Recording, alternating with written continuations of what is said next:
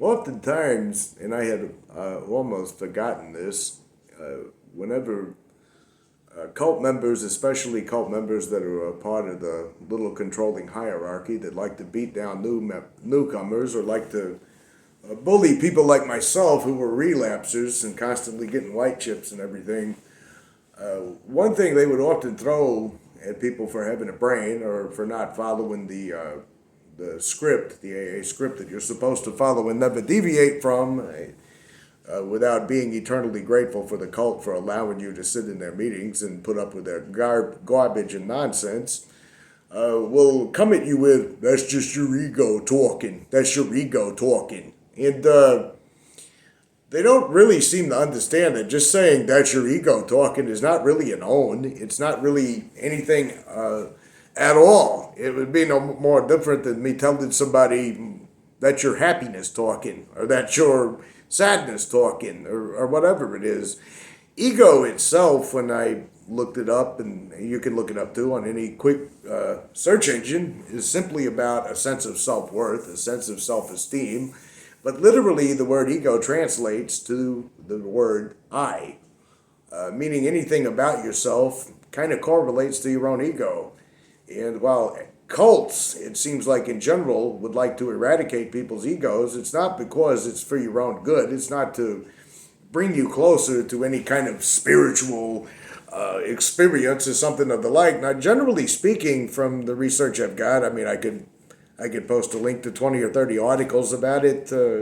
Maybe not that many. I'm exaggerating a little bit. But generally speaking, religious cults like to destroy your identity in a sense of self or in a sense of self-worth because they want you to trade your identity. They want you to trade who you are for a new identity. And in the case of AA, it's being an alcoholic. It's being a drunk. Or in the case of people like myself who were chronic relapsers, they called us, it's a sense to make you feel further diminished, less important, and more likely to bow and scrape.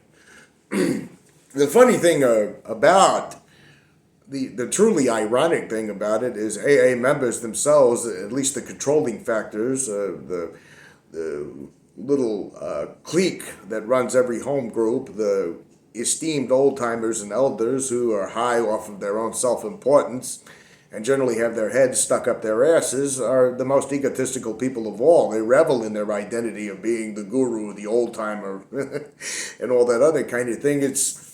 I don't know exactly how this video is going to play out, but I got a comment about 13 days ago. It says on the comment 13 days ago about, could you do a video on the certain types of characters you find at meetings? And they outlined about, I'm going to read how many it is, about 6 on here. Number 7 being who he identified as the relapsers, and I would have identified myself as one of those as well, because when you've done picked up, I can't remember how many white chips I picked up in AA as a relapser before I was relegated to the position of you need to sit in the back of the room, you need to stare at the floor, and you need to accept the fact that you're not worth shit unless you're kissing our ass or quoting big book stuff in desperation, as you're supposed to do in your role as a relapser. All 6 of these types, some of them kind of merge with one another, but I'm going to just make this video about the comment itself because I could do a video on every type that I've met in the rooms as far as naming specific people and saying, there was a guy like this and going into detail about it. But it is rather interesting to me that the AA cult religion prides itself on saying we're people who normally wouldn't mix. And yet it's strange in every home group I ever had, in every AA clubhouse I ever sat around in, or any of the other numerous meeting places that I attended during my nearly over a decade of wasting my life in there, getting drunk the whole entire time, saying this time it's going to be different, saying I'm going to give the program a chance, failing to realize that the program just didn't work, and now living alcohol free. These types, you see them in every one of them, but I'm going to read them off. And by the way, if you can think of any that are not on this subscribers list, feel free to chime in on the comments and add some more. But I'm going to just go through by reading the comment, and we'll go from there. But it says, could you do a video on the certain types of characters you find at meetings? The one he started out with was the big shot, the group guru, the one who everyone looks up to through clean time, wealth. They're not necessarily wealthy in the groups I went to, but I guess, kind of clubhouse group the one that I was involved in the longest. It had like four of these assholes. One of them was a woman who controlled all the women. She had like 15 sponsees that she liked to wear as badges of honor, and she was very malicious. I could go into a few ugly stories about her, like the way she was sleeping with one of her sponsee's boyfriends while the sponsee was pregnant by him. But to keep it on a general thing, there was four of these assholes, and they all four hated one another and talked trash about one another behind their backs. But each one of them was expected to get called on in every single meeting they went to, and they always they had their little speeches prepared. Some of them just told the same exact story over and over again. Out of those four, there was the angry one, of course. He had to start out every meeting, like if everybody was laughing and it was a lighthearted meeting, he would have to start out by saying, I hear people laughing, I didn't laugh when I got here. I was so beat down by alcohol when I entered the rooms of AA. I didn't even walk to the door. I just sort of crawled to the door. I was so beaten, and I was dead serious about getting this thing. And my first sponsor told me, if you got a smile on your fucking face, maybe you don't belong here.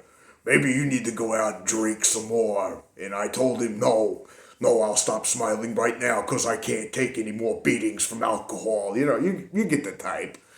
There was one of them that kind of thought he was a comedian. They told me I was allergic to alcohol when I got here, and I said, I ended up telling them, yeah, I am allergic to alcohol. When I drink alcohol, I break out. I break out in handcuffs. I break out of jail cells. I break people's noses and jaws, and everybody has to do the whole, with them. The other guy would openly declare, and again, this is just these four people I'm talking about. They're in every meeting, I'm sure. If you're listening to this and you left the cult religion or been involved in the cult religion, you know exactly what I'm talking about. They all have their little thing. Like there was one guy, he would look at everybody and say, I'm going to tell you something right now. If you've gotten here but you don't think that you can get God, if you think you're smarter than everybody else and you're too good for God, the power of God is real. Oh, the power of God is real. That's supposed to mean something to me. Might as well say the power of Darth Vader is real. I mean, I look back on it now. I used to just inwardly cringe when I'd hear that shit. And it would just rub me the wrong way. And now I know why. It's because you got some self-important asshole with an ego, I might add, dictating to me that I'm supposed to be impressed by this. The power of God is real, But all of them had several sponsees, and their sponsees all ran around and tried to emulate them, and they all kissed up to them, and it was really, really, really cringeworthy looking back on it now. And of course, if you're a chronic relapser like I was, you can't be in their little inner circle of sponsees, You're a reject. You haven't even taken the cotton out of your ears yet and stuck it in your fucking mouth, kind of thing, But I've encountered those big shots. They get called on in every meeting, and everybody looks up to them. And their little sponsees, when they get called on, they have to quote them. They got to quote them. My sponsor. Some of you might know him. My sponsor's name is Jim. Jim doesn't take no shit off nobody. That kind of thing. But yeah, you got him. And one little caveat, though, I wanted to throw in, not really a caveat, that's not the definition of a caveat. Before I continue with this, the word ego gets treated as almost as if it's a nasty word in today's world. That guy's got an ego. Well, he's a fucking asshole. He's got a fucking ego, something like that. Truth of the matter is, I think oftentimes, and I'm going to continue with the list, people are conflating ego, which is a sense of self, a sense of self-esteem, which I think is good to have a sense of self-esteem, mentally. They conflate that with narcissism, or they conflate that with some arrogant bully or something like that. Usually arrogant, bullying, narcissist assholes like these types that I'm reading about on this list, I'm going to say have tiny little fragile egos. They have to play these fucking roles in these meetings so they can stomp all over everybody, so they can go home and tell themselves, oh, I'm Mr. AA today, or whatever. They got tiny little pathetic fragile egos. That's why they act like that. I would think someone with a normal sense, and I can't define necessarily normal, but with a healthy sense of self, a healthy sense of self-esteem, wouldn't go around doing like these people do. You wouldn't feel no need to, unless you're just some kind of pathological, insidious, I'm trying to think of a really good descriptive, but I can't really off the top of my head, unless you're just some kind of hideous monsters of some sort. If you had a healthy sense of self and self-esteem, you wouldn't need to go around shitting on people in order to prove to yourself that you don't have a big ego. More irony with this thing. But anyway, I just wanted to get that out of the way before I proceed on with the list. The next one he's got here is the churchgoer, number 2 on the list, the religious fanatic. They usually get accepted into the fold because it shows that AA, CA, NA let you believe whatever you want, while they have an inside man still spouting 12 traditions as part of their Catholicism, Protestantism. Oh, I know those types. I know them very well. I saw them in a lot of meetings, but they don't always come in the form of religion. I mean, you have them. You know, there was one guy I remember from this same particular group I'm talking about. He would say, my higher power, which is the only higher power, it's Jesus Christ in the Bible, you know. Okay, you know, I guess you want a fucking participation trophy for proving you're the most holy one of the group, you know. He would have to say that every single meeting, but there was a lot of these guys that tried to do like this New Age thing, and unfortunately, they didn't have any understanding of paganism. They didn't have any understanding of shamanic traditions. They didn't have any understanding of any of these things. They just knew a few buzzwords that they probably saw on a TV show somewhere, and they knew how to rip them off. Like, I knew one of these guys that was a religious fanatic like that dominated every meeting. Everybody would call on him, and it wasn't to show that you could believe anything you want by being Christian. It was to show you could believe anything you want for the New Age people in the group. He would say something like, you know, when I got here, I couldn't tolerate the word God anymore. I couldn't tolerate it. It was just so awful. Like the God in my childhood was bullying. He was cruel. He was evil. And, you know, I had my first sponsor sit down with me, and I said, I can't say the word God, you know, and he said, well, you can use my God. You can use any God you want to use. And I began calling him the Great Spirit. And I says to him one day, you know, I think my higher power is the Great Spirit. And he told me, you haven't even got 90 days yet. How the fuck do you have any qualification to say who God is, you know? And when I got 6 months, I said, I'm still calling him the Great Spirit. And he's like, well, when you get a year, you can come back to me with this Great Spirit shit. Because I'm trying to save your life, not trying to hear your, you know, you've heard the shit before. He's like, and here I am 26 years later, and I still choose to say the Great Spirit. The Great Spirit that punishes you with drunkenness if you don't do all the 12 steps over and over again. The Great Spirit that thinks it's perfectly fine to say some have to die in here so others can live. Yeah. You don't know shit about any of this stuff, but he would get called on every single meeting. So yeah, I think he would fit into this second category. So we're down to number 3. The upper level minions is what he's calling them. People ranging in the 2 to 5 year sobriety length who thrive on grabbing newcomers and mind fucking them into the ground while their sponsors watch on in pride. To be honest, I know the type you're talking about 100%, but the old timers I never saw actually watch their pigeons, as they call them. I never saw them actually taking any pride in the 2 to 5 year guys that were fitting this type to the letter. You could see them, like when I first got to AA, the cell phones had not really taken off like they would a decade later. But you could see them, like when one of the 2 to 5 year guys was talking, you'd see the old timers like whispering to one another, giggling to one another. But Much later on, they were sitting there on their cell phone looking at fucking Facebook. They didn't care about the 2 to 5 year guys because the 2 to 5 year guys were only good to them when they were praising them. But they don't have any ego. Ego is easing God out here. The 2 to 5 year guys, I knew a lot of them, and they were some of the meanest ones when it come to relapsers. If I came to a meeting and said I drank the night before, they would just really give it to you hard. Maybe you don't want to live. Maybe you don't want to live. That kind of thing. They would always come to meetings with their big book and their notebook, and they'd have their pen out and they'd be frowning at everybody the whole entire time everybody was talking. And then generally, they had to prove to the whole entire meeting how they were more sober than everybody else. They would interrupt even though they weren't called on, and they'd have their pin ready. They got a posture. They got to prove that they're serious. But they don't have any egos. Remember, they will accuse you of, you drank last night because you're a fucking ego. But they don't have one, obviously. But they would say, I'm listening to everybody talking here. I didn't hear anybody say the word gratitude. I didn't hear nobody say it. See, it says right here on page. Let me see the page here. Oh, page 443 right here.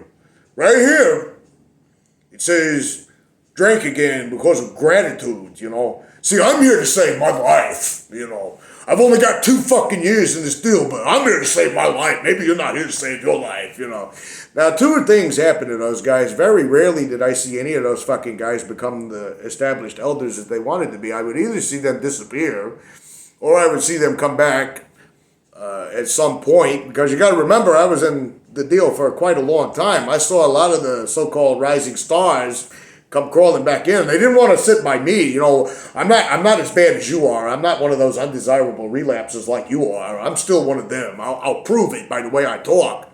And they would get called on in the meeting, and they would say something like, I'm telling you, it's serious, I just went back out after a year. After a year, I had a year in here, and nobody's paying them any attention, and then they kind of figure out, Jesus, I've only got one option left. I got to join, and I got to sit in the back row with all those relapsers like me. And they can't fathom that. They don't want to be undesirables after they were rising stars in their show, even though they're not trying to run the show today, and it's not all about them today, and it's about helping others today, and easing God out with no ego, those types. But they were always trying to be old timers. They wanted to have that 20-year medallion. They wanted to bully everybody around who had less time than them. They wanted to tell people with 6 months that they needed to shut up and sit down. Some of those guys, I'm going to add this, by the way, while I'm doing this, I just happened to think of it. I saw them in their first meetings, and of course they didn't pay me any attention because I was one of the relapsers, the undesirables, so they don't ever notice me. I saw them in their first meetings. They did a lot of interrupting, they did a lot of talking, they did a whole lot of grinning, and they did a whole lot of all that other stuff, but now, 2-3 years later, they're saying, when I got here, I was beaten, I was broken, I was angry in my first meeting. There was those people. They thought that they were going to have to throw me out because I was borderline violent. I came in. No, I was there 2 years ago in your first fucking meeting, and none of that shit happened. Anyway, on to number 4, the sponsor. I kind of would merge that with the big shots, but I know what he's talking about here. He says the person who takes on far too many people, who loves the godlike status in meetings. They go to meetings in big areas to spread their presence. Yeah, I know several like that. They love it when they're referred to in the third person and often overstep the boundaries of personal relationship. Oh yeah, I know exactly who you're talking about. I would put them also in the big shot kind of category, but when you said the third person, yeah, I know what you're talking about. The guy that sits in the meeting like this, and then when someone says, and it's like John said over there. John said it. John is over here. I'm really above this. I'm too spiritual to act like I'm flattered by this. That kind of thing. But when you said third person, I was thinking about this guy that used to refer to himself in the third person. I'll make up a name for this, even though I ought to just break his fucking anonymity. But I'm going to just use John again, but he would say, see, when John got here, yeah, he's referring to himself in the third person the whole time he's talking. He would say, when John got here. John needed to understand that John wasn't running things any longer.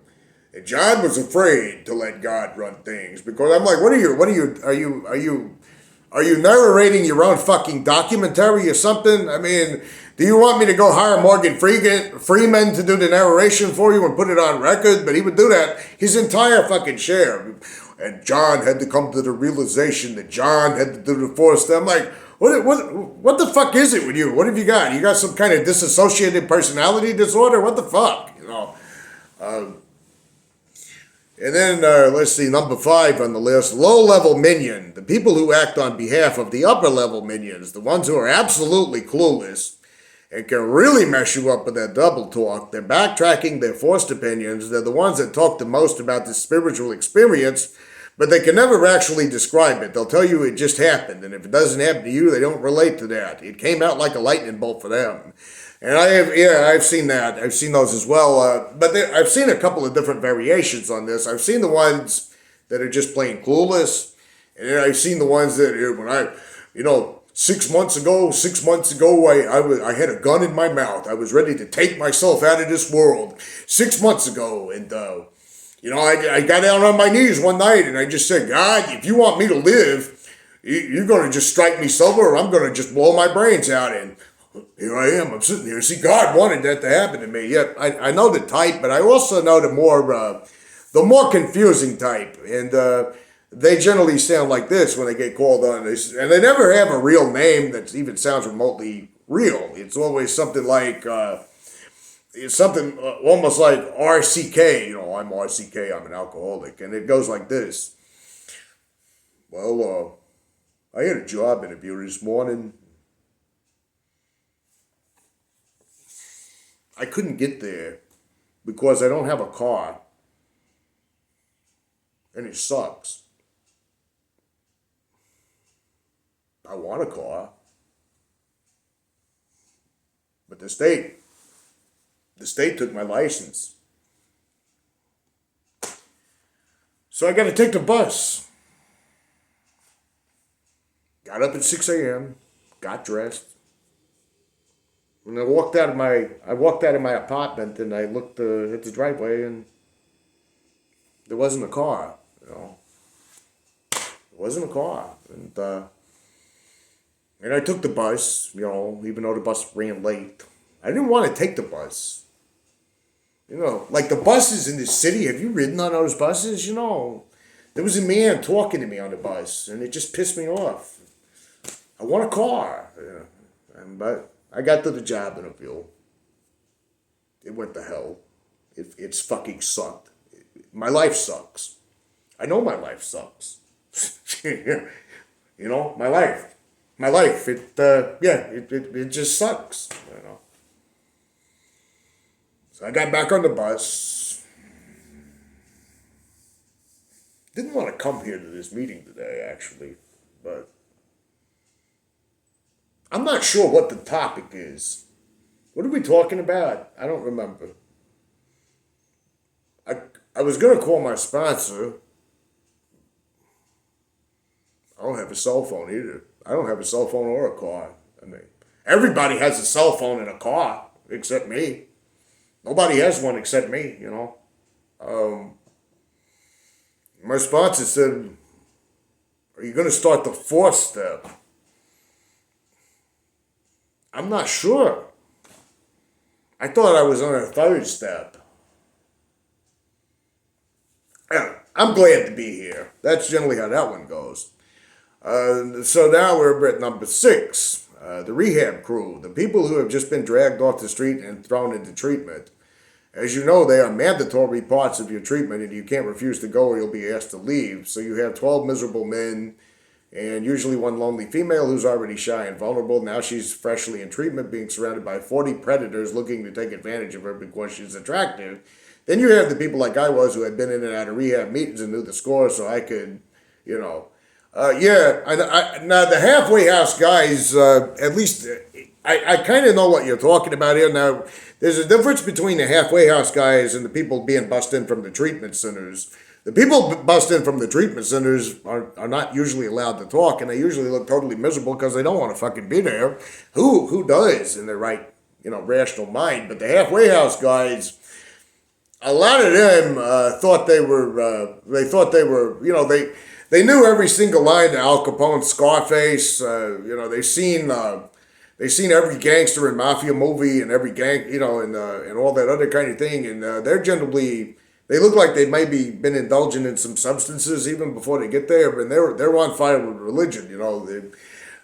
Some of the stars in that group. I mean, I saw them everywhere I would go, but they generally tend to be almost manic. The ones I know like that. Like for example, if one of them got called on, he'd be like, I just feel it in my heart.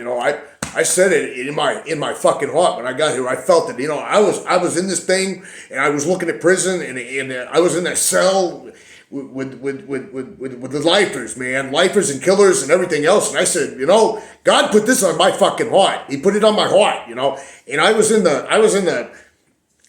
to the halfway house last night, and there were some guys, and they were shooting heroin and they were snorting meth, and I told them, you had better get the fuck away from me with that, because let me tell you something, God has put this on my heart, and I ain't a killer, but don't push me, I mean, I'm not Tupac, I'm not Lil Wayne, but I'm telling you, that line, I feel that fucking line right in here, I ain't a killer, but don't push me, you're not going to take those devil drugs around me in my presence, because I have not seen my kids in 17 years, I don't even know their names. I don't care about their name, but I love them. I love them more. I even called them on the phone, on the payphone. I thought you didn't see them in 17 years, but I called them on the payphone last night in the halfway house, and I said, I got this. God got it on my heart.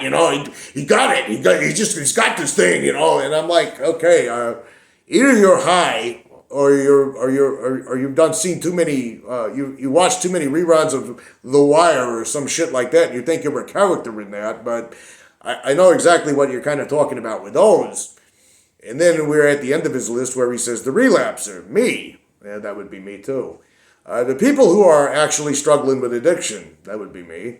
The people who keep their meeting doors open, the ones who do actually come back time and time again, the ones who actually do the program properly, the ones who begged for help and tried their hardest each and every time they tried to buy into the cult. Yeah, I would say that fit mine to the T. The thing about doing this video and talking about these types is it brought it all back in a way where I was thinking to myself, how in the fuck could I have ever sat in a room full of total lunatics like that and ever thought there was anything there of value to be had for me in my life? I mean, I'm not saying I'm some wonderful person that's just with a big ego here that's entitled to something grand in life, but I honestly wanted to quit drinking. That was the only reason that I actually came to AA to begin with. I wanted to stop drinking, and I just couldn't seem to overcome the urge to keep drinking. And I would sit in things like what I just outlined, and I would hear these personality types like what he just outlined and what I just described, and I would go home and I would feel absolutely miserable. I would feel depressed. I would feel just horrible. I would listen to all that crap, and I'd think to myself, I'm definitely going to a liquor store when I get out of here. And I would sit at home and I would drink, and I would say to myself, there's something I'm missing. There's something wrong with me, because I'm not connecting or vibing with any of this. And I think the reason why is because it's all so phony. There's nothing genuine about these personality types that I'm talking about. There's not one thing genuine about any of the ones I met that fit any of these personality types. When I would get to know them outside of the meeting, it was a whole different ball game. Looking at this, I can remember how hopeless and confused I felt by just the fact that I couldn't put a bottle down. Because I wasn't getting any information. I wasn't getting anything helpful. I wasn't getting anything. And, you can't actually focus on your own problem if you have actual questions or actual thoughts or actual ideas or actual beliefs that contradict with these people. You're told, that's just your ego talking. You need to shut up and listen. Well, I did listen. I listened to it for over 11 fucking years. And all it did for me was make everything far, far worse. So I guess this video for me would actually be what AA likes to call gratitude.